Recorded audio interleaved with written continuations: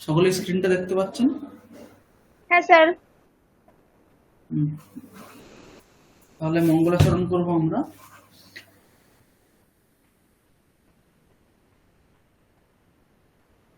वन्दे गुरुं शिवं साम्बं दक्षिणामूर्तिमव्ययं यत्वन्दनेन मन्दोऽपि विन्देत् गुरुसमानतां वाक्यकारं वररुचिं भाष्यकारं पतञ्जलिं पाणिनीं सूत्रकारं च प्रणतोऽस्मि मुनित्रयम्।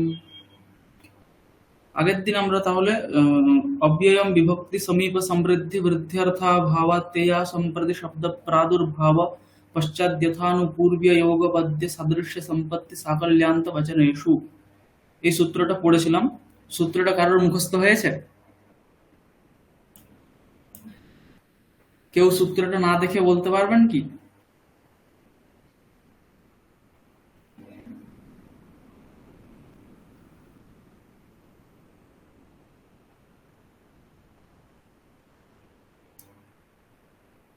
আচ্ছা, তো সেই সূত্রের অবশিষ্ট অংশ আমরা পড়ছিলাম।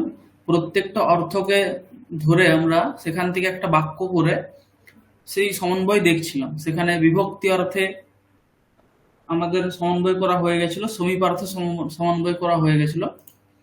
আজ আমাদের সমৃদ্ধি অর্থে বিদ্যমানম অব্যয়ম সুবন্তেন সহ প্রাক সমাসসংজ্ঞম ভবতি সচ সমাসঃ অব্যয়ী ভাবসংজ্ঞা ভবতি। এই হচ্ছে আমাদের সূত্র থেকে তৃতীয় বাক্য আমরা পাচ্ছি।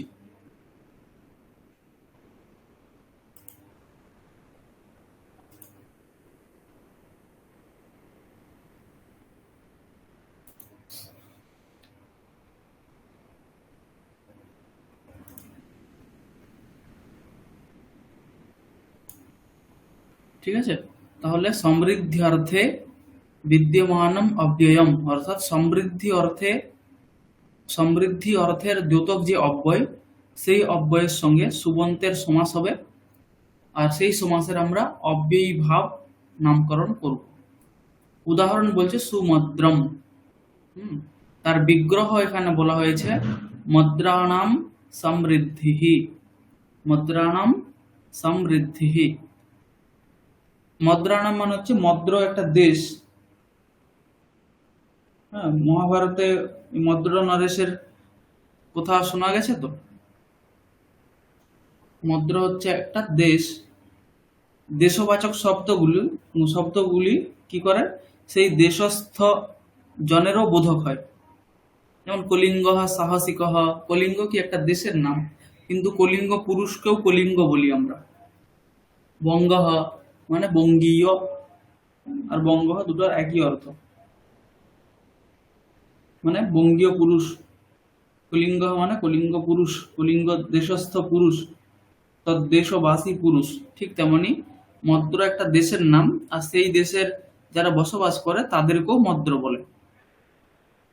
তাহলে সেই মদ্রানাম সমৃদ্ধি এই অর্থে এখানে মদ্র আম এই সুবন্তের সঙ্গে সমৃদ্ধি অর্থের দ্যোতক সু এই অব্যয়ের সমাস সংজ্ঞা হবে। মদ্র আম সু, হ্যাঁ, এই সমুদায়ের কি হবে, সমাস সংজ্ঞা করা হবে।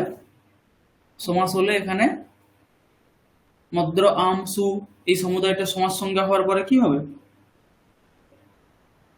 সমাস সংজ্ঞার পরে আমরা কি কাজগুলো দেখেছি?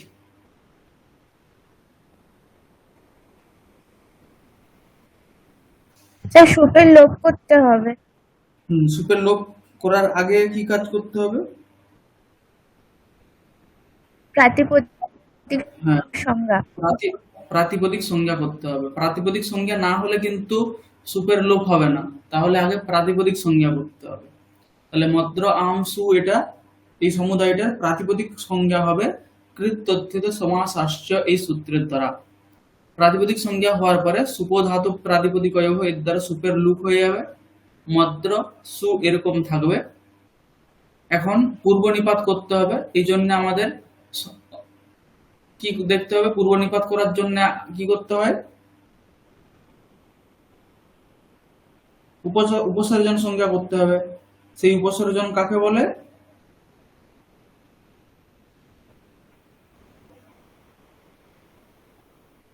স্যার পুরোটা বলবো? হ্যাঁ, উপসর্জন কাকে বলে? সমাস সংজ্ঞা যে সূত্রের দ্বারা হয়েছে সেই সূত্রে যেটা প্রথমান্ত পদ, সেই প্রথমান্ত পদের দ্বারা যার জ্ঞান বা বোধ হবে তাকে উপসর্জন সংজ্ঞা বলবো। হুম, ঠিক আছে। নেটে কিন্তু কোশ্চেন আসবে, এই সব সম্বন্ধে কোশ্চেন আসে। উপসর্জন সংজ্ঞা সূত্র কি, বা এই সূত্রের দ্বারা কি সংজ্ঞা করা হয়, ইত্যাদি আসতে পারে।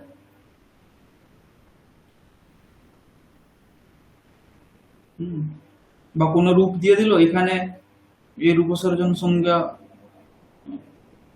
কোন সূত্রের দ্বারা হয়েছে, এরকমও কিছু। হ্যাঁ, থাকে থাকে। হুম, তো এখানে আমাদের সমাজ সংজ্ঞা বিধায়ক সূত্র হচ্ছে অব্যয়ম বিভক্তি ইত্যাদি সূত্র। সেই সূত্রে প্রথমান্ত পদ হচ্ছে অব্যয়ম, এটা প্রথমান্ত পদ। সেই প্রথমান্ত পদের দ্বারা যার জ্ঞান হচ্ছে কাকে বোঝা যাচ্ছে, তাহলে সু এই অব্যয়কে বোঝা যাচ্ছে, এই জন্য সু এই অব্যয়টি হচ্ছে এখানে উপসর্জন। তার উপসর্জনম পূর্বম এই সূত্রের দ্বারা পূর্ব নিপাত হবে, তারপরে সুমদ্র এরকম আমাদের প্রাতিপদিক নিষ্পন্ন হবে। সুমদ্র এই প্রাতিপদিক থেকে আমাদের কিরকম সুবিভক্তি আসবে, তারপরে রূপ কেমন হবে।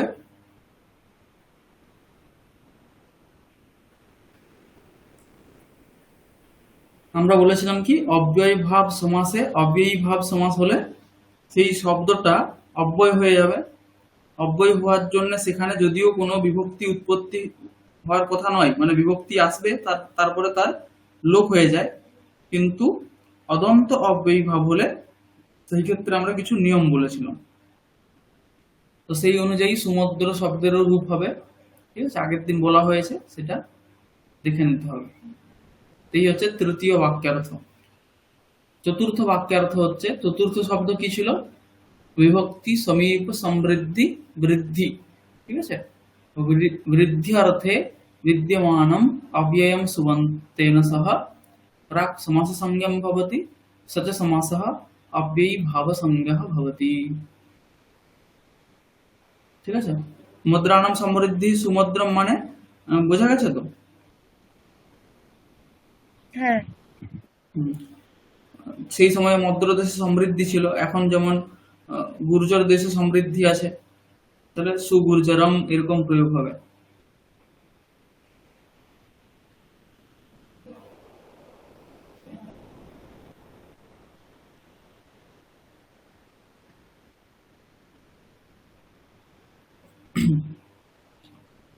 এর পরের উদাহরণ হচ্ছে বৃদ্ধি অর্থে। বৃদ্ধি মানা হচ্ছে সমৃদ্ধির বিপরীত। ঠিক আছে, ঋদ্ধির অভাব বৃদ্ধি। ঠিক আছে, মানে যেখানে সম্পত্তির অভাব, তার উদাহরণ সেই সম্পত্তির অভাব অর্থে, মানে বৃদ্ধি অর্থে বিগতা ঋদ্ধি বৃদ্ধি, বৃদ্ধি অর্থে যে অব্যয় আছে তার সঙ্গে সুবন্তের সমাস হবে। যেমন উদাহরণ বলা হচ্ছে দুর্যবনম। কি উদাহরণ আছে? দুর্যবনম। বিগ্রহ হচ্ছে যবনানাম বৃদ্ধিহি, যবনানাম বৃদ্ধিহি। এখানেও যবন আম আর বৃদ্ধি অর্থের বোধক অব্যয় হচ্ছে দূর। ঠিক আছে, তাহলে এই সমুদায়েরও এখানে সমাস সংজ্ঞা হবে।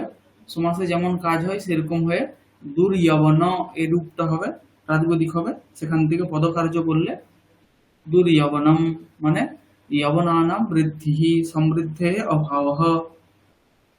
ঠিক আছে, তখন তাদের অভাব ছিল, এখন ওদের অভাব নেই, এখন সুয়বনম বলতে হবে।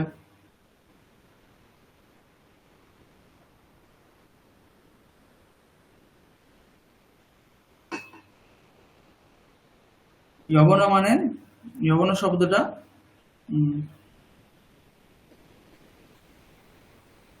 বিশেষত মানে যারা বেদকে মানে না তাদের জন্য, নাস্তিক এই অর্থেই যবন শব্দের ব্যবহার হয়। ঠিক আছে, আরো যবন শব্দের অন্যান্য অর্থ আছে। যব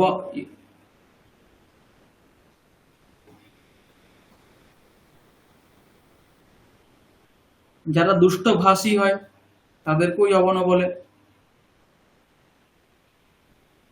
ঠিক আছে, দুষ্ট ভাষী দুষ্টভাষী মানে শুদ্ধ বাক্য যারা উচ্চারণ করতে পারে না, এই অর্থটাও হয়। আর যারা দুষ্ট বাক্য প্রয়োগ করে, এই অর্থটাও আসতে পারে। এক হচ্ছে কি, শুদ্ধ ভাষা যারা বলতে পারে না, শুদ্ধ সংস্কৃত ভাষা যারা বলতে পারে না, তাদেরকেও যবন বলা হতে পারে। এবার দোষে দুষ্টভাষী যারা, তাদেরকেও যবন বলে। তাদের বৃদ্ধি সমৃদ্ধির অভাব, সেটা বোঝাতে গিয়ে দুর্যবনম। হুম।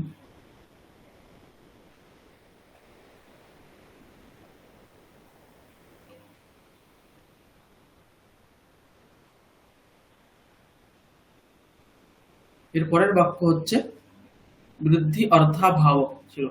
তাহলে অর্থাভাবে, অর্থাভাবার্থে বিদ্যমানম অব্যয়ম সুবন্তম, অব্যয়ম সুবন্তেন সহ প্রাক সমাস সংজ্ঞম ভবতি, সচ সমাসঃ অব্যয়ী ভাবসংজ্ঞা ভবতি।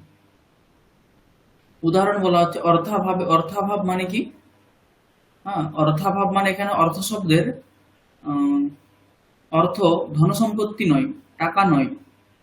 হুম। এখানে অর্থ বলতে যেটা প্রতীয়মান পদার্থ, অর্থ বলতে এখানে পদার্থকে বলছে। ঠিক আছে? তাহলে অর্থাভাবার্থে, অর্থাভাব মানে হচ্ছে পদার্থের অভাবে, অভাবার্থে যে অব্যয় আছে, সেই অব্যয়ের সঙ্গে সুবন্তের সমাস হবে। পদার্থের অভাব। এখানে অর্থ বলতে, অর্থ শব্দের অর্থ হচ্ছে পদার্থ। ঠিক আছে? পদার্থ মানে কি? পদের থেকে যে অর্থের আমাদের জ্ঞান হয় সেটাকেই পদার্থ বলি। পদজন্য প্রতীতি বিষয়ত্ব, তাই তো? পদার্থ বলতে কি বলা হয়? পদজন্য প্রতীতি বিষয়ত্ব।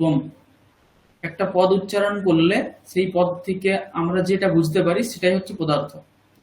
যেমন ঘট, ঘটহ একটা শব্দ, পদ, সেটা উচ্চারণ করলে আমাদের মস্তিষ্কে একটা অর্থের আবির্ভাব হয়, তো একটা আকৃতির হ্যাঁ। আবির্ভাব হয়।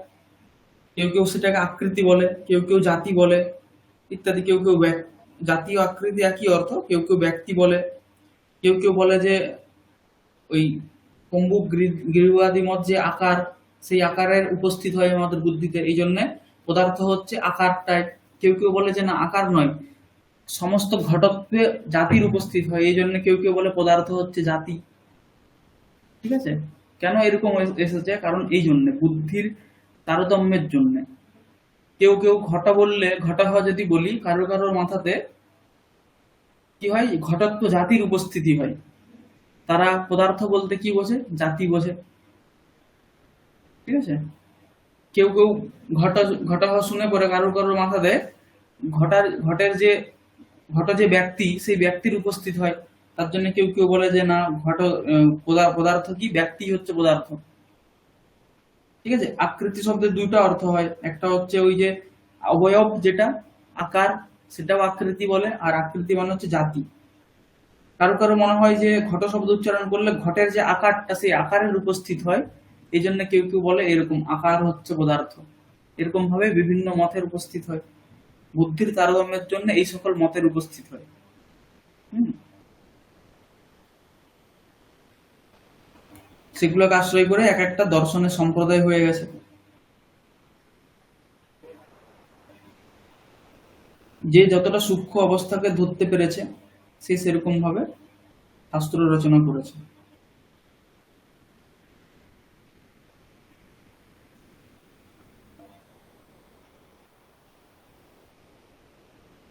তাহলে সেরকম অর্থাভাবার্থে বিদ্যমান যে অব্যয়, তার সঙ্গে সুবন্তের সমাস হবে, সেই সমাসের অব্যয়ী ভাব নামকরণ হবে। উদাহরণ বলা হচ্ছে নির্মক্ষিকম। নির্মক্ষিকম। নির্মক্ষিকম বিগ্রহ হচ্ছে মক্ষিকায়াহ অভাবঃ। মক্ষিকায়াহ অভাবঃ। অলৌকিক বিগ্রহ কি? মক্ষিকা, আম, নীর। এই সকল, এই যে উদাহরণগুলো পড়ানো হচ্ছে, এখানে লৌকিক বিগ্রহ কি, অলৌকিক বিগ্রহ কি, আর কোন অর্থে সমাস হয়েছে, এগুলো কিন্তু মনে রাখতে হবে। পরীক্ষায় এই ধরনেরই প্রশ্ন আসবে।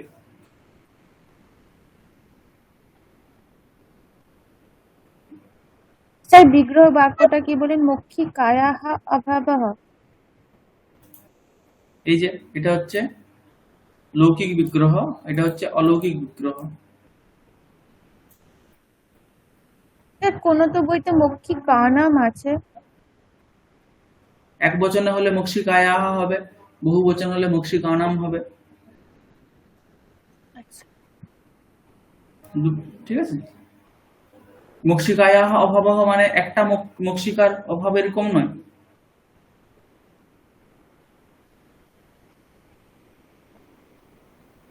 মাঠে গরু ঘাস খায় আমরা বলি, তার মানে কি একটি গরু ঘাস খাচ্ছে? অনেকগুলি।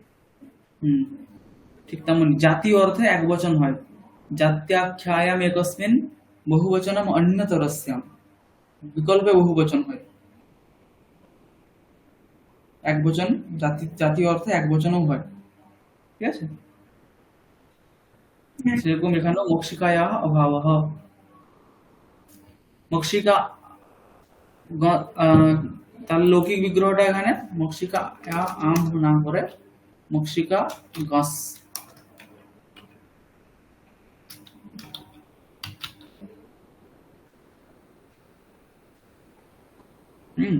ষষ্ঠীর এক বচনে কি প্রত্যয়? মস প্রত্যয় আছে। মক্ষিকায়া মক্ষিকা মস নির। এখানেও সমাস হবে, সমাস হয়ে নির্মক্ষিক মক্ষিকা এরকম হবে। ঠিক আছে। এখানে একটা বিষয় আছে, সমাস হওয়ার পরে কি হবে? মক্ষিকা আছে, সুপের লোক হয়ে গেল, তারপরে নিরের পূর্ব নিপাত চলে আসবে, দিয়ে নির্মক্ষিকা এটা হবে, নির্মক্ষিকা, তাই তো? এখন এই অবস্থাতে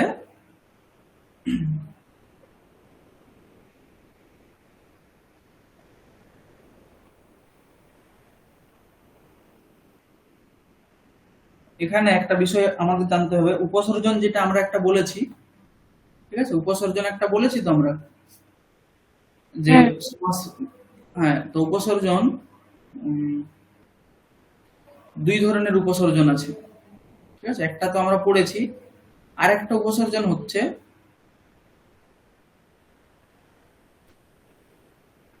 এক ধরনের উপসর্জন আমরা পড়েছি যেটা সবাই আমরা বুঝেছি, আর একটা উপসর্জন সংজ্ঞা হয়। সেই উপসর্জন সংজ্ঞা বিধায়ক সূত্র হচ্ছে এক বিভক্তি চা পূর্ব নিপাতে।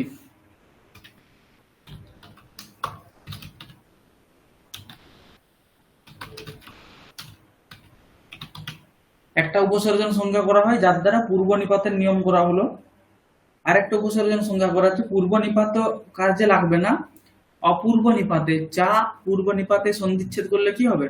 চ অপূর্ব নিপাতে, মানে পূর্ব নিপাত ভিন্ন কার্য করতে হলে, যেটা একবিভক্তি পদ।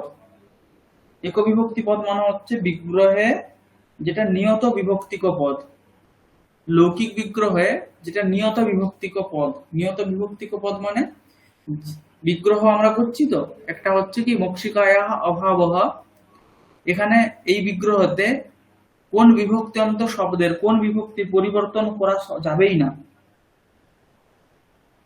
তো মক্ষিকায়াহ এই বিভক্তির পরিবর্তন করা যাবেই না। আমরা মক্ষিকায়াহ অভাবः এটাও বলতে পারি, মক্ষিকায়াহ অভাবম এটাও বলতে পারি, মক্ষিকায়াহ অভাবেন এটাও বলতে পারি, কিন্তু মক্ষিকায়াহ এটার কোনোদিন এখানে যে বিভক্তি আছে ষষ্ঠী বিভক্তি, সেই বিভক্তির কিন্তু পরিবর্তন করা যাবে না। ঠিক আছে। যেমন আমরা রাজপুরুষাহা তার বিগ্রহ কি করতে পারি? রাজ্ঞাহ পুরুষাহা এরকমও বিগ্রহ করতে পারি। হ্যাঁ, এটা নয়,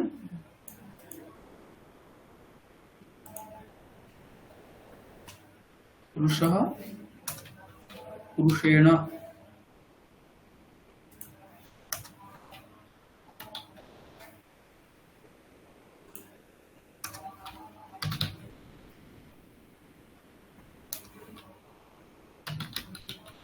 ঠিক আছে।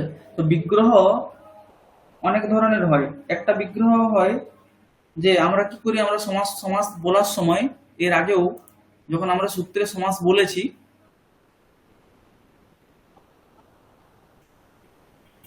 আমরা কি করি, আগে প্রথমান্ত পদ নিষ্পন্ন করি, সেখান থেকে আমরা বিভক্তি নিয়ে আসি। হ্যাঁ, মনে আছে কি প্রথমান্ত পদ যেমন যদি কোন সূত্রে আগে আমরা কি সূত্র পড়েছি যে যদি বলি যে আহ, রাজপুরুষায় দেহি, ঠিক আছে, একটা বাক্য হলো কি রাজপুরুষায় দেহি,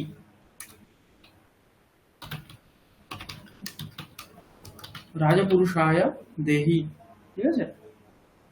এখন এখানে যে রাজপুরুষায় চতুর্থী বিভক্তি আছে তো, হুম, হ্যাঁ। তো এই যে চতুর্থী বিভক্তি হয়েছে এখানে, এটা একটা সমস্ত পদ, চতুর্থান্ত সমস্ত পদ। এই সমস্ত পদের বিগ্রহ কি হবে, ঠিক আছে, এই চতুর্থান্ত সমস্ত পদের বিগ্রহ কি হবে। তো সেখানে দুটো পক্ষ আছে। প্রথমত কি হবে, প্রথমত আমরা বলি যে এরকম করব, রাজ্যঃ পুরুষঃ রাজপুরুষ তস্मै রাজ পুরুষায়, এরকম করি একটা বিগ্রহ, তাই তো। এই হ্যাঁ। ধরনের বিগ্রহ আমরা বেশি দেখেছি, তাই তো। রাজ্ঞঃ পুরুষঃ, তারপরে রাজপুরুষ বলি, তারপরে সেখান থেকে চতুর্থী বিভক্তি নিয়ে এসে রাজপুরুষায় করি। এই ধরনের একটা বিগ্রহ হয়। আর একটা বিগ্রহ হয় রাজ্ঞঃ পুরুষায় ইতি রাজপুরুষায়,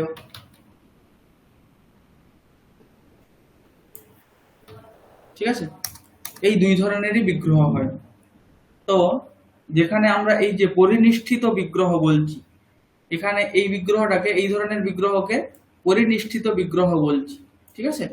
এই পরিনিষ্ঠিত বিগ্রহের ক্ষেত্রে, পরিনিষ্ঠিত বিগ্রহের ক্ষেত্রে যেখানে যে বিভক্তিটা পরিবর্তন করা যায় না, ঠিক আছে, যে বিভক্তিটি, যে বিভক্তি পদের পরিবর্তন হবে না, যেখানে বিভক্তির পরিবর্তন আমরা করতে পারবো না। রাজ্ঞঃ রাজপুরুষায়, এখানে আমরা রাজ্ঞঃ পুরুষায় এটাও করে দিচ্ছি, ঠিক আছে।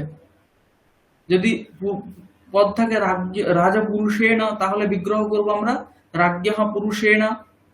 যদি রাজ রাজপুরুষস্য পদ থাকে তাহলে আমরা বিগ্রহ করতে পারি রাজ্ঞঃ পুরুষস্য। এই সমস্ত জায়গাতেই পুরুষ পদের পরে যে বিভক্তি আছে, প্রথমা দ্বিতীয়া তৃতীয়া চতুর্থী যে কোনো বিভক্তি হতে পারে, কিন্তু রাজপদের পরে যে বিভক্তি আছে ষষ্ঠী বিভক্তি, কারণ ষষ্ঠীর এক বচন, ষষ্ঠীর দ্বিবচন, ষষ্ঠীর বহু বচন, ষষ্ঠী বিভক্তি কিন্তু হবে, অন্য কোনো বিভক্তি হচ্ছে না, ঠিক আছে। তাহলে এরকম হচ্ছে বিগ্রহেতে যেখানে বিভক্তির কোনো পরিবর্তন হয় না, সেই পদের আমরা উপসর্জন সংজ্ঞা করি, কিন্তু সেই উপসর্জন সংযোগ পদের পূর্ব নিপাত করা চলবে না, ঠিক আছে। মানে পূর্ব নিপাত করা চলবে না বলতে সেই উপসর্জনকে আশ্রয় করে পূর্ব নিপাত করা চলবে না। পূর্ব নিপাত করতে গেলে কোন ধরনের উপসর্জনকে আশ্রয় করতে হবে, তো বিগ্রহ সমাসে সমাস বিধায়ক সূত্রে যেটা প্রথমান্ত পদ সেরকম ভাবে দেখে, এরপরে সেটাই যদি এই সূত্রের দ্বারা যে উপসর্জন সংজ্ঞা হচ্ছে আর সেই সূত্রের দ্বারা যেটা হচ্ছে দুটো যদি একই হয়ে যায় তাহলে হবে, কিন্তু এই সূত্রের দ্বারা যে উপসর্জন সংজ্ঞা করা হচ্ছে তাকে আশ্রয় করে পূর্ব নিপাত করা চলবে না, ঠিক আছে। তাহলে বিগ্রহতে যেটা নিয়ত বিভক্তিক পদ, নিয়ত বিভক্তিক বলতে যে বিভক্তি অন্ত পদের বিভক্তি পরিবর্তন হয় না, যেমন রাজ্ঞঃ পুরুষঃ, এখানে রাজন পদের উত্তরে যে ষষ্ঠী বিভক্তি আছে সেই ষষ্ঠী বিভক্তির কোনো মতেই পরিবর্তন হয় না। এই জন্য রাজ্ঞঃ রাজন গস এই পদটি কি উপসর্জন সংজ্ঞক পদ, বোঝা গেল।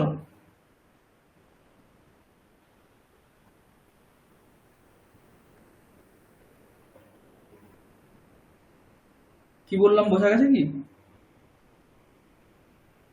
হ্যাঁ স্যার, বুঝতে পেরেছি। হুম। তো এই ধরনের যে উপসর্জন সংজ্ঞা করা হচ্ছে তার জন্য সূত্র হচ্ছে এক বিভক্তি চা পূর্ব নিপাতে। এখানে রাজ্ঞঃ পুরুষাহ রাজপুরুষাহ, এখানে আমরা দেখলাম এরকম, ঠিক আছে। এই যে উপসর্জন সংজ্ঞা করা হলো তার ফল কি, তার ফল হচ্ছে এটাই, সেই উপসর্জন সংজ্ঞা সংযোগ যে পদ সেই পদ যদি পরে থাকে তাহলে তার কি হবে, অন্তিম যে দীর্ঘ বর্ণ সেই দীর্ঘ বর্ণের হ্রস্ব হয়ে যায়, ঠিক আছে, এখন আমরা এখানে আমাদের উদাহরণে দেখবো মক্ষিকায়াः অভাবः। এই লৌকিক বিগ্রহে যদি আমাদের পদ মক্ষিকায়াः, এখানে মক্ষিকায়া এই বিভক্তির মক্ষিকা শব্দের উত্তরে যে বিভক্তি আছে ষষ্ঠী বিভক্তি, সেই বিভক্তির পরিবর্তন করা সম্ভব নয়। এই জন্য বিগ্রহের নিয়ত বিভক্তিক পদ হচ্ছে মক্ষিকা গস এই পদ। তার এক বিভক্তি চা পূর্ব নিপাতে এর দ্বারা উপসর্জন সংজ্ঞা হবে। উপসর্জন সংজ্ঞা হলে তাহলে নির্মক্ষিকা আছে, সেই উপসর্জন সংজ্ঞক পদ অন্তিমে যার আছে নির্মক্ষিকা এই পদের, তার যে অন্তিম দীর্ঘবর্ণ কি দীর্ঘবর্ণ কি আ, তার হ্রস্ব হয়ে গেলে হ্রস্ব হয়ে গেলে কি হবে নির্মক্ষিক।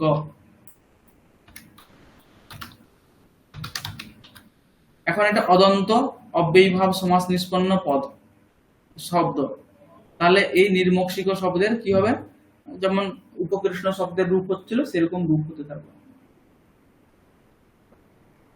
এই জন্যই আমি বলেছিলাম আগে যে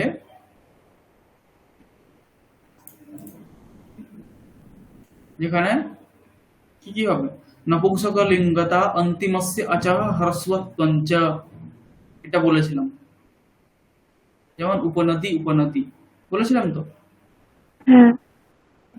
এই অব্যয়ীভাব সমাসের ক্ষেত্রে নপুংসকলিঙ্গ হবে আর অন্তিম যে অজ তার হ্রস্ব হবে।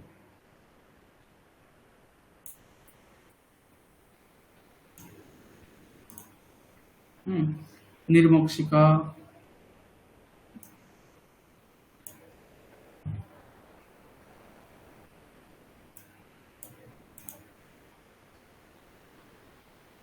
নির্মক্ষিকম নির্মক্ষিকেণ নির্মক্ষিকম নির্মক্ষিকম নির্মক্ষিকম, এরকম এর রূপ হতে থাকবে। ঠিক আছে, এই হচ্ছে অর্থাভাব। অর্থাভাব মানে হচ্ছে এরকম পদার্থের অভাব বোঝাতে হবে।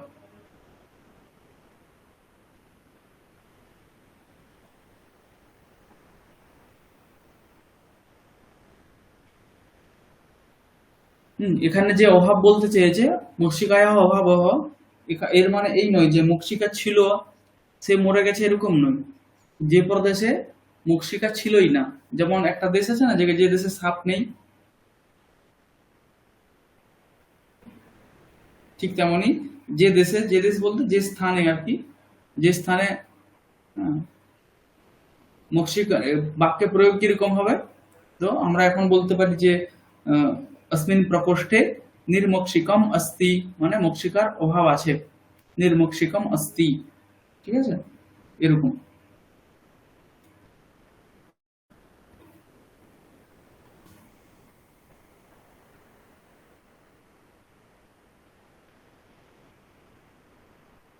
এরপরে আসছে অর্থাভাবে হয়ে গেছে।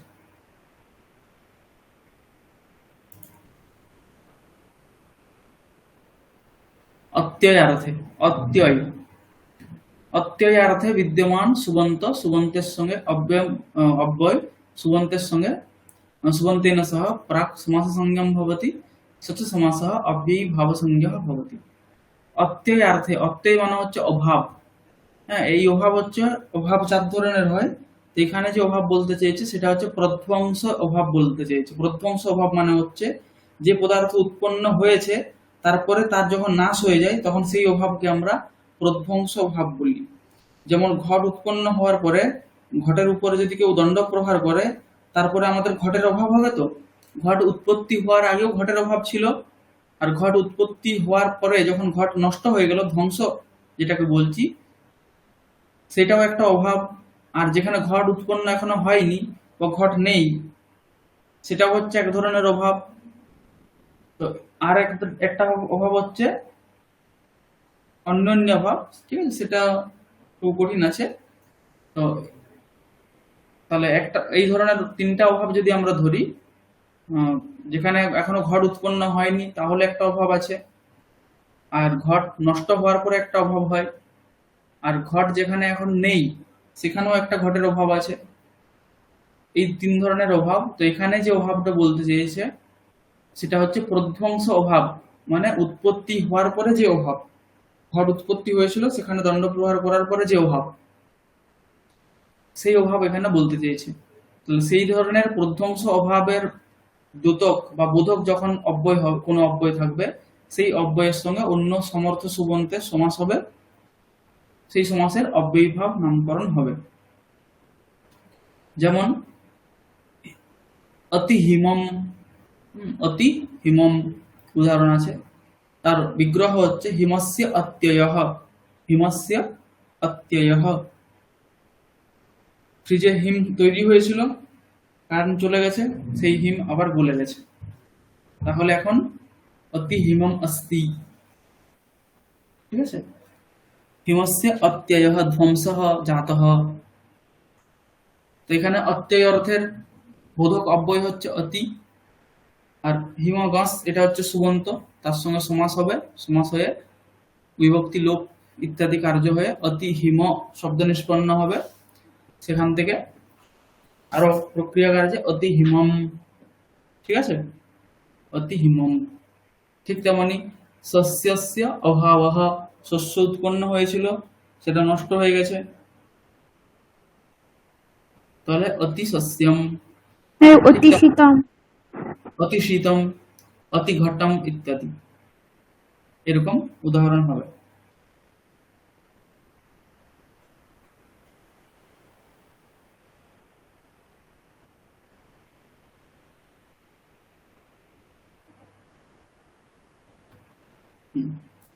অত্যয় অসম্প্রতি অর্থে, অসম্প্রত্যর্থে বিদ্যমানম অব্যয়ম সুবন্তেন সহ প্রাক সমাস সংজ্ঞম ভবতি, স চ সমাসঃ অব্যয়ী ভাব সংজ্ঞা ভবতি।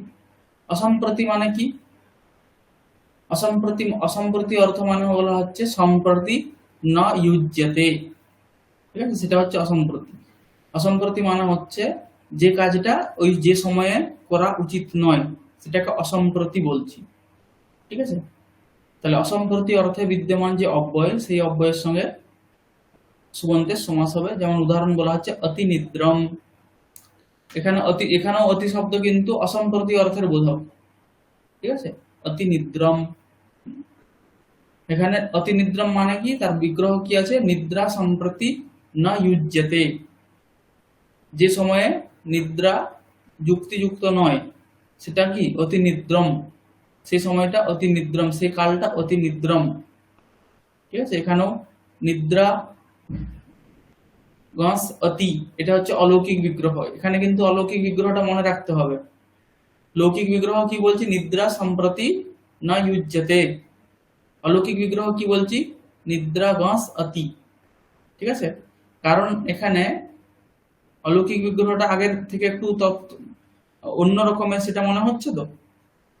হ্যাঁ, আগে সব জায়গাতে যেরকম লৌকিক বিগ্রহ বলছিলাম সেই বিভক্তি নিয়ে চলে আসছিলাম, এই ক্ষেত্রে কিন্তু এরকম হচ্ছে না। এরপরে কিছু বিগ্রহ উদাহরণ আমাদের আসবে যেখানে অলৌকিক বিগ্রহটা কিন্তু মনে রাখতে হবে, আর এইগুলোই পরীক্ষাতে জিজ্ঞেস করা হয়, সহজগুলোতে জিজ্ঞেস করা হবে না। না, কঠিন বলে। যেমন নিদ্রা সম্প্রতি নয় উজ্জাতে লৌকিক বিগ্রহ বলছি, সেখানে অলৌকিক বিগ্রহ নিদ্রা গাস অতি। কেন? কারণ অলৌকিক বিগ্রহে আমাদের এখানে তো নিদ্রা সম্প্রতি নয় উজ্জাতে, নিদ্রা এখানে প্রথম হয়েছে যেহেতু উক্ত হচ্ছে এর দ্বারা। কিন্তু অলৌকিক বিগ্রহে সেরকম তো কিছু নেই। অলৌকিক বিগ্রহ কি আছে? নিদ্রা আছে, অতি আছে। এখন নিদ্রা এখান থেকে কি বিভক্তি করব আমরা? কি বিভক্তি করব? নিদ্রা এখানে কি বিভক্তি করতে পারি?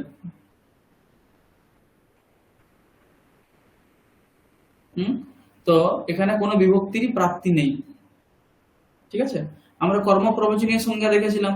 কোন কোন অর্থে কর্মপ্রবচনীয় সংজ্ঞা হয়? অতিরতিক্রমণে, অতিক্রমণে পূজায়াঞ্চ অতিহি কর্মপ্রবচনীয় সংজ্ঞা ভবতি, তাই তো?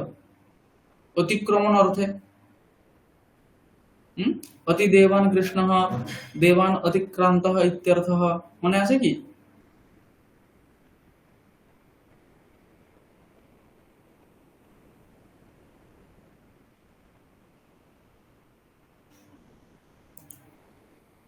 কি বলছি বুঝতে পারা যাচ্ছে? এখানে নিদ্রা শব্দ কোন বিভক্তির প্রাপ্ত ছিল না। তো এখন কেউ বলতে পারে যে অতি, এটা তো কর্মপ্রবচনীয় সংযোগ একটা অব্যয়। হ্যাঁ, তো তৎযোগে দ্বিতীয় বিভক্তি হোক, কর্মপ্রবচনীয় যুক্তে দ্বিতীয়া। তো হ্যাঁ, কিন্তু অতি এটা কোন অর্থে কর্ম প্রয়োজনীয় সংজ্ঞা হয়? অতিক্রমণ অর্থে আর পূজা অর্থে। এখানে যে অতি আছে সেই অতিটা অতিক্রমণ অর্থে আছে কি, পূজা অর্থে আছে কি, নেই। কোন অর্থে আছে? অসম্প্রতি অর্থে আছে। অসম্প্রতি অর্থে অতি শব্দের কোন সংজ্ঞাই কোন সূত্রের দ্বারাই কর্ম প্রয়োজনীয় সংজ্ঞা প্রাপ্ত নেই। তাহলে তৎযোগে এখানে কোনো বিভক্তিরই প্রাপ্ত নেই। তাহলে যেখানে কোনো বিভক্তির প্রাপ্ত থাকে না সেখানে সামান্য ভাবে ষষ্ঠী বিভক্তি চলে আসে। ঠিক আছে, তো ষষ্ঠী বিভক্তি এই জন্য করা হয়েছে নিদ্রা গস অতি। ঠিক আছে, তাহলে এই বিগ্রহতে এখানে অতি নিদ্রা হবে, সেখান থেকে অতি নিদ্রা। এখানেও নিদ্রা শব্দ কি নিয়ত বিভক্তি কর, তার জন্য তার উপসর্জন সংজ্ঞা হচ্ছে আর হ্রস্ব হয়ে যাচ্ছে, অতি নিদ্র হয়ে যাচ্ছে দিয়ে অতি নিদ্রম। ঠিক আছে, মানে অতি নিদ্রম অয়ং কালঃ অতি নিদ্রম, যে সময়ে দিনের বেলা ঘুমোতে নেই সেটা অতি নিদ্রম কালঃ।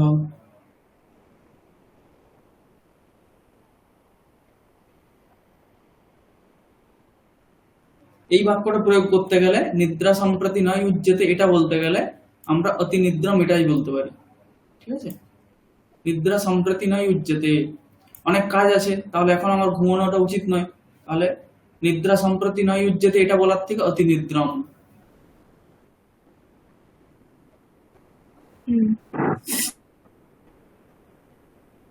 অতটা একটা বলার জন্য, অতটা একটা বাক্য বলার জন্য একটা শব্দ ব্যবহার করলেই হয়ে যাবে।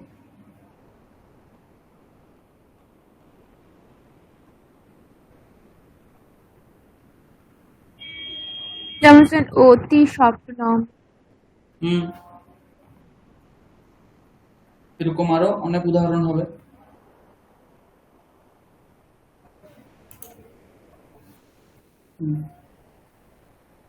তারপরে শব্দ আছে শব্দ প্রাদুর্ভাব।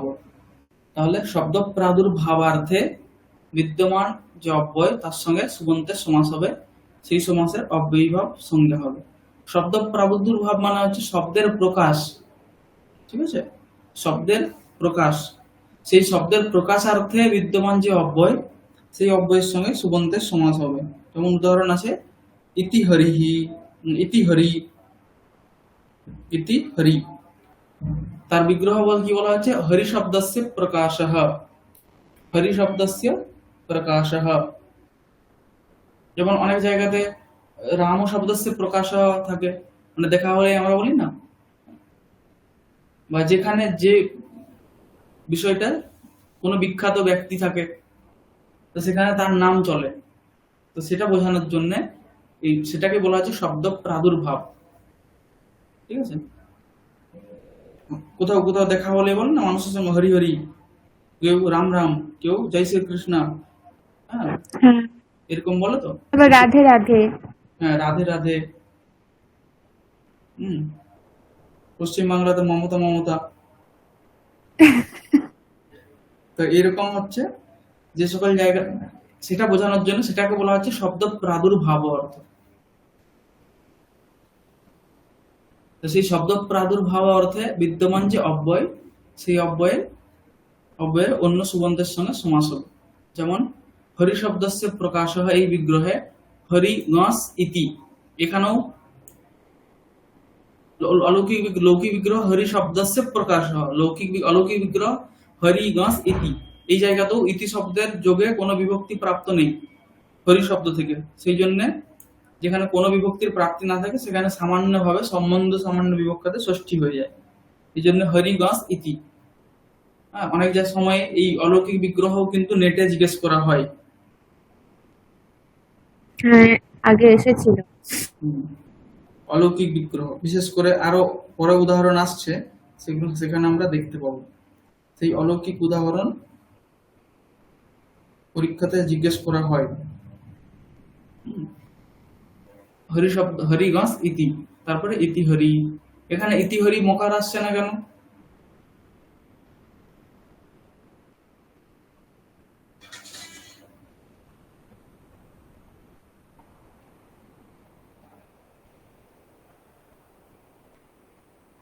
এটা তো নিয়ত বিভক্তিক শব্দ। কিন্তু মকার আসছে না কেন? নিয়ত বিভক্তিক তো এখানে কিছু নেই।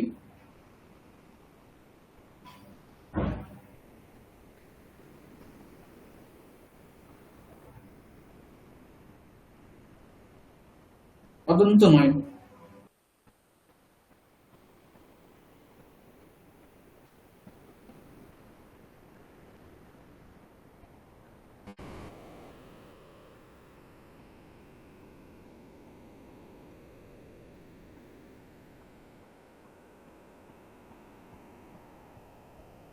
এটা অব্যয় আছে বলে কি ইতিটা? না, এখানে অন্য শব্দ, অন্য এখানে অদন্ত নয় তো, অকারান্ত শব্দ থেকে মকার আছে। হ্যাঁ, ইতিহরি এটাই প্রয়োগ হবে, ইতিহরি। হ্যাঁ, দক্ষিণে ইতিহরি অস্তি। দক্ষিণ ভারতে আমাদের হরি শব্দের বেশি প্রকাশ। উত্তরে ইতি রামম অস্তি। বঙ্গে ইতি কালী অস্তি। আমাদের এখানে কি বলা হয়, এখানে বাঙালিদের কিছু আছে? যে দুর্গা মা। काली इति दुर्गम अस्ति। दुर्गा शब्दस्य प्रकाशः तर्हि তাহলে ইতি দুর্গম আকারে হ্রস্ব হয়ে যাবে, দিয়ে পরে ম চলে আসবে, ইতি দুর্গম অস্তি অস্তি।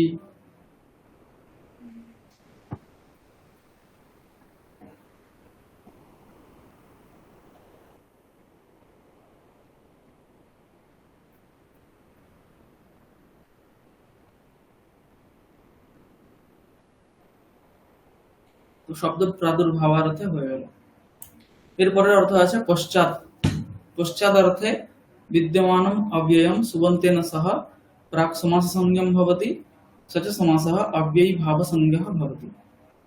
পশ্চাৎ অর্থে যে অব্যয় আছে তার সঙ্গে সমাস হবে।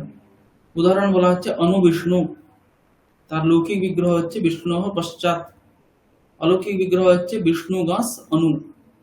এখানেও লৌকিক বিগ্রহ কিন্তু বিষ্ণু, এখানে কি বিভক্তি আছে? ষষ্ঠী। পঞ্চমী। অলৌকিক বিগ্রহে বিষ্ণু গাছ ষষ্ঠী। কেন? কারণ এখানেও বিষ্ণু শব্দ থেকে কোনো বিগ্রহ বিভক্তি প্রাপ্ত ছিল না, কারণ অনু এর পশ্চাৎ অর্থে অনুর কর্মপ্রয়োজনীয় সংজ্ঞা নেই, এই জন্য ষষ্ঠী হয়েছে সামান্যতে। পশ্চাৎ অর্থের বোধক হচ্ছে অনু, সুবন্ত হচ্ছে বিষ্ণু গাছ, তার সঙ্গে সমাস হয়ে অনু বিষ্ণু, মানে বিষ্ণু পশ্চাৎ। এই বাক্য প্রয়োগ করার জন্য এই শব্দ প্রয়োগ করলেই হবে অনু বিষ্ণু। বিষ্ণু পশ্চাৎ এটা বোঝানোর জন্য অনু বিষ্ণু এই অব্যয়টা প্রয়োগ করলেই হবে।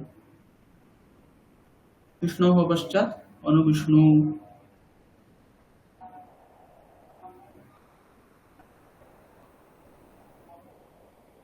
একটা অনুরামম হয়। रामस्य पश्चात् रामात् पश्चात् इति अनुरामम्।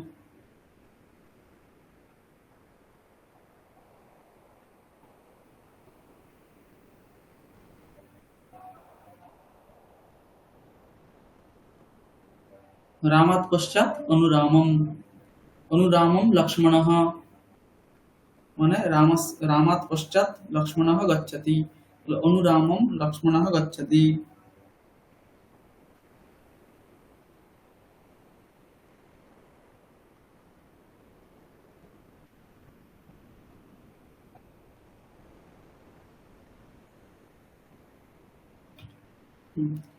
এরপরে পশ্চাৎ যথা আছে।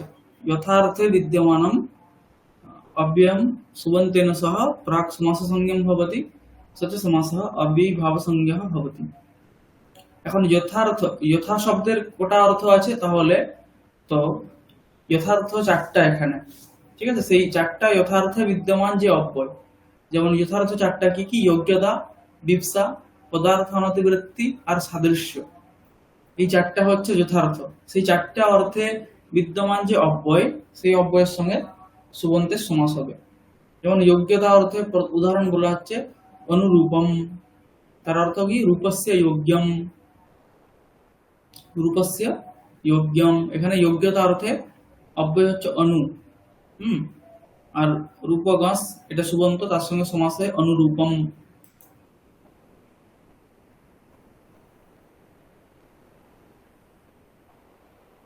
অনুরূপম।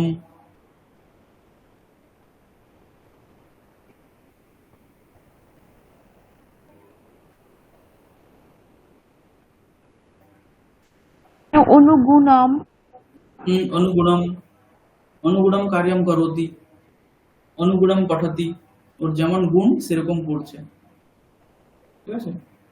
উম, আরো এরকম অনুশক্তি কার্যম করোতি, যেমন শক্তি তার যোগ্য কার্য করছে, যেমন বলুন না, যেমন ক্ষমতা তেমন কাজ করছে।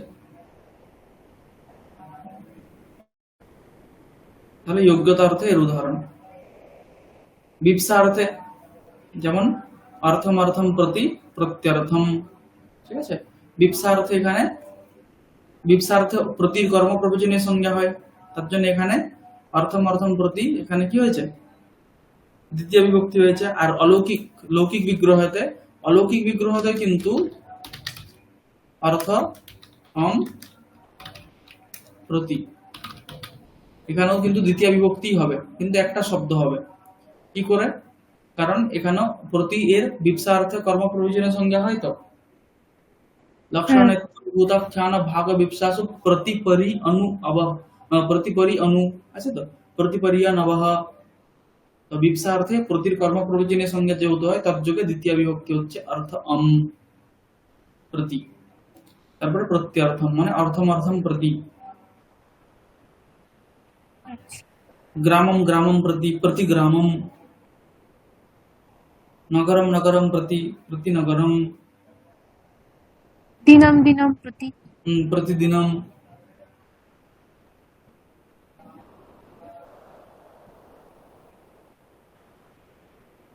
ঠিক আছে, এই হচ্ছে বিপসা। পদার্থানতিবৃত্তি, তার উদাহরণ বলা হচ্ছে যথাশক্তি। লৌকিক বিগ্রহ হচ্ছে শক্তিম অনতিক্রম্য, এখানে অনতিক্রম্য রূপ অর্থের বোধক হচ্ছে যথা এই অব্যয়, তার সঙ্গে সমাস হচ্ছে শক্তি বাস যথা। এখানেও কিন্তু যথা শব্দ যোগে কোনো বিভক্তি প্রাপ্ত নেই বলে সামান্যভাবে ষষ্ঠী হয়েছে, শক্তি বাস যথা। যথাশক্তি মানে নিজের শক্তিকে অতিক্রমণ না করে। সেটা উচ্চ মাধ্যমিকে প্রায় আসতো এই যে যথাশক্তি। শক্তি অনতিক্রম্য যথাশক্তি।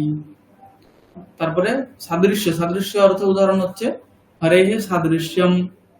এই যে এই বিগ্রহ, এখানে হরেহে সাদৃশ্যম ষষ্ঠী আছে, আর অলৌকিক বিগ্রহতে কি হবে, হরিটা সহ। এখানে সাদৃশ্য অর্থের বোধক হচ্ছে সহ এই অব্যয়, আর সহ এই অব্যয় যুগে কি হয়, তৃতীয় বিভক্তি হয় তো। তৃতীয়া।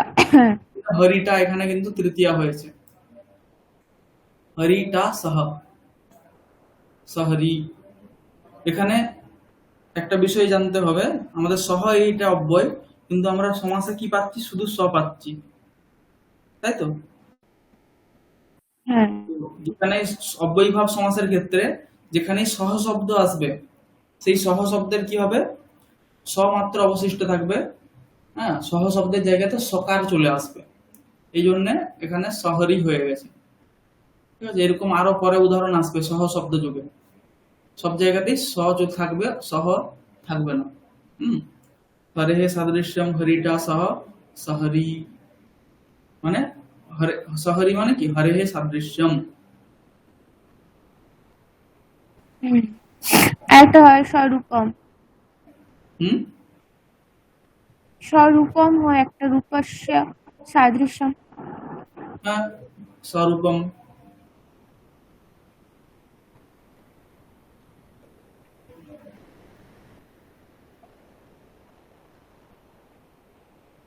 সহরি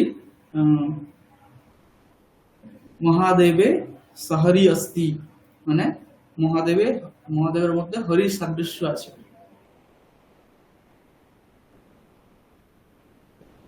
রামকৃষ্ণে সহরি অস্তি,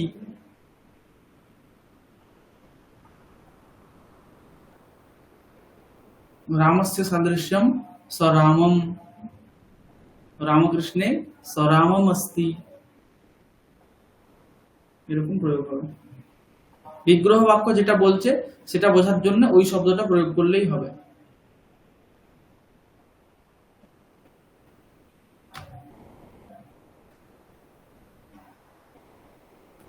এই হচ্ছে চারটা যথার্থ। যথার্থে প্রশ্ন আছে নেটে, কে যথার্থ আহা। ঠিক আছে।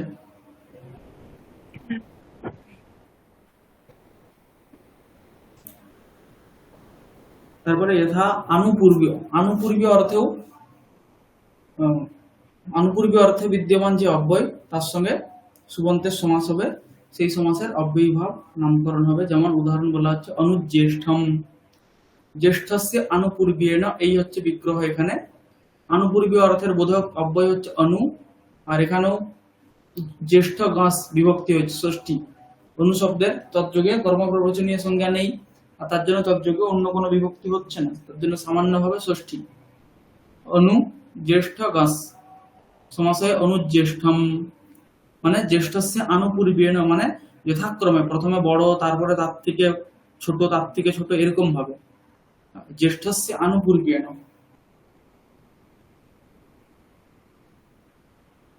সেটা বোঝানোর জন্য অনুজ্যেষ্ঠম।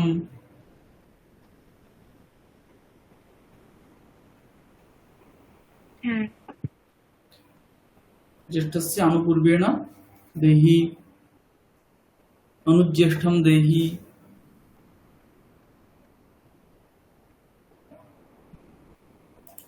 তারপরে হচ্ছে সদৃশ, একটা সাদৃশ্য পেয়েছি, আর একটা হচ্ছে সদৃশ, দুটো আলাদা। তো সদৃশার্থ বিদ্যমান যে অব্যয় তার সঙ্গে সুবন্তের সমাস হবে। যেমন সসখী উদাহরণ আছে, তার বিগ্রহ হচ্ছে সখ্যাহ সদৃশহ, সখ্যাহ সদৃশহ।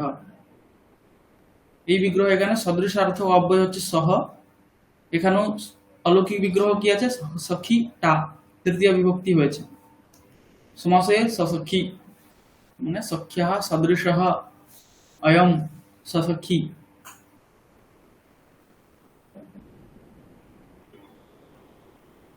স্যার, আনুপূর্বের পরে তো যৌগপদ্য ছিল, কিন্তু পরে ধানুপূর, আচ্ছা, স্যার।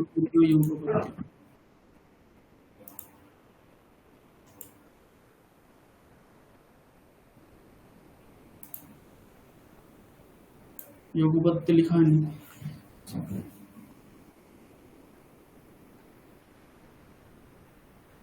এরপরে যৌগপদ্যে অর্থ ছিল, ঠিক আছে, আমরা এটা পড়েছি, তাই তো, সদৃশ। যৌগপদ্যে অর্থ